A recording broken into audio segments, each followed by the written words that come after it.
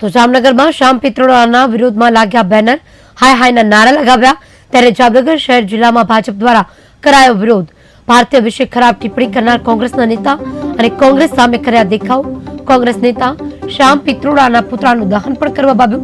હાથમાં જુદા જુદા પ્લે કાર્ડ રાખી ભાજપ આગેવાનો કર્યા દેખાવો। ભાજપના ધારાસભ્ય, મનપાના પદાધિકારીઓ અને જિલ્લા શહેર ભાજપ સંગઠનના હોદ્દેદારો વિરોધ પ્રદર્શનમાં ઉપસ્થિત રહી વિરોધ નોંધાવ્યો। કોંગ્રેસના નેતા શ્યામ પિત્રોડાના ઠેર ઠેર વિરોધ થઈ રહ્યો છે। તમામ જગ્યાએ પુતળા દહન કરી વિરોધ નોંધાવી રહ્યા છે। ભાજપના કાર્યકરોમાં ભારે રોષ જોવા મળ્યો છે। જામનગર ખાતે પણ તમામ અધિકારીઓની હાજરીમાં તમામ ભાજપના આગેવાનોની હાજરીમાં વિરોધ કરી દેખાવો યોજ્યા હતા। વિવિધતા એકતા એ ભારતની આગવી ઓળખ છે। ભારતમાં અલગ અલગ સંસ્કૃતિ, અલગ અલગ સમાજના, અલગ અલગ વર્ગના લોકો સાથે મળી અને એક ભારત દેશ બનાવે છે।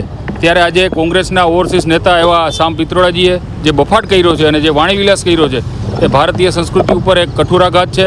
અને એને જે ઉપમાઓ આપી છે કે પૂર્વના લોકો છે એ ચાઇનીઝ છે ને સાઉથના લોકો છે એ આફ્રિકન છે, એમ કરી અને જે વર્ગ વિગ્રહ અને અલગ અલગ રાજ્યો વચ્ચે જે તણાવપૂર્ણ વાતાવરણ બને એવા પ્રયાસો કર્યા છે।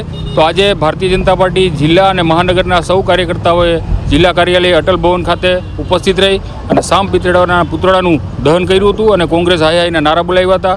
આ તકે મારી સાથે જિલ્લા અધ્યક્ષ શ્રી રમેશભાઈ મુંગરા, ધારાસભ્ય શ્રી દિવ્યેશભાઈ, મેઘજીભાઈ, મેયર શ્રી વિનોદભાઈ અને સૌ જિલ્લા મહાનગરના હોદ્દેદારોએ સાથે રહી અને આ વિરોધનો કાર્યક્રમ